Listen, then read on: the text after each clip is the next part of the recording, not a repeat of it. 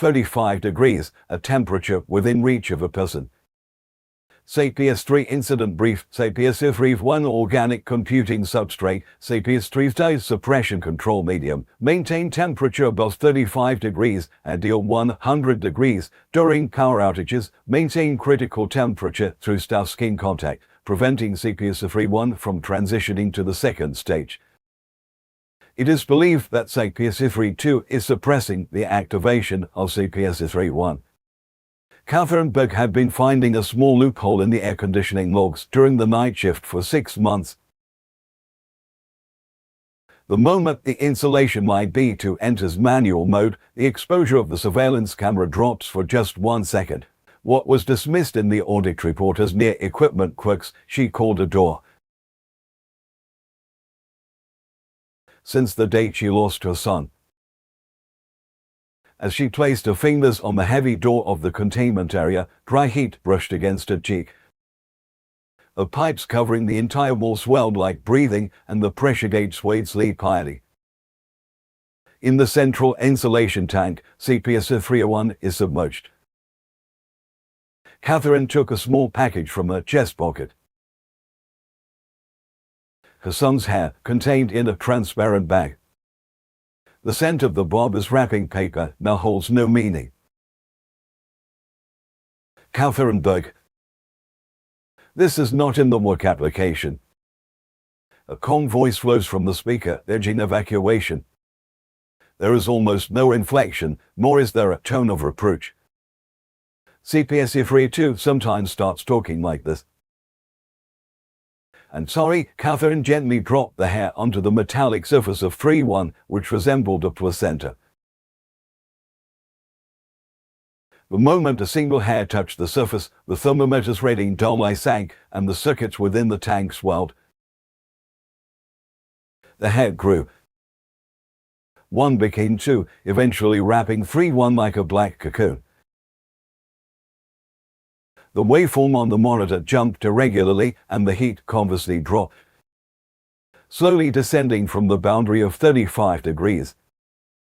"Stop it, Catherine. That is not your son," SCP-003 said. "Do you know why the activation condition for SCP-003 is below 35 degrees? It means lower than human body temperature. It means it can be stopped by a person."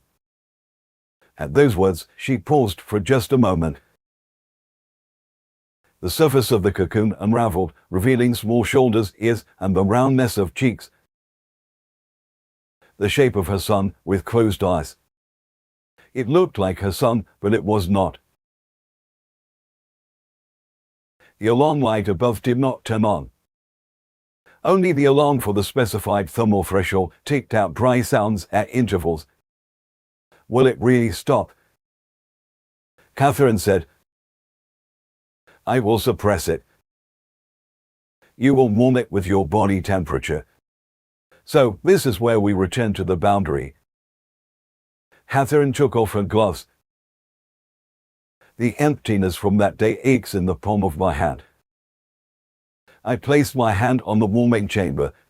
It was slightly lower than my son's body temperature and slightly higher than the site's regulations. A temperature that perfectly aligns with the boundary line, a very brief balance that only exists between people and objects.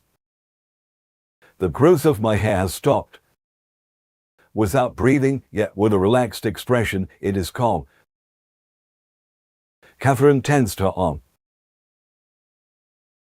as if wrapping and crushing each overflowing what-if in her mind, one by one. Catherine slowly released her arm. The heat from her palm left a faint handprint on the device.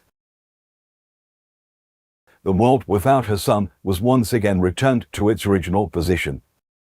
"Thank you," SCP-003 said. "Why are you saying thank you?" "Because I left the boundary to a person." At that moment, the alarm finally rang, and the security personnel who had rushed in surrounded her. The medical team took her vitals, and the supervisor began to question her rapidly. Catherine nodded, admitted to the violation, and accepted the procedure. Disciplinary action would be unavoidable. She didn't mind that. Before leaving, Catherine paused once in front of the observation window. SCP-003 continued to pulse quietly with an invisible logic. The speaker remained silent, and only the Morse thermometer indicated the numbers of the world with people. She raised her hand and gently mimicked the gesture of touching through the glass. It changed nothing and called nothing back. However, she already knew that this gesture would pull the boundary back to this side. 35 degrees, a temperature that a person can reach.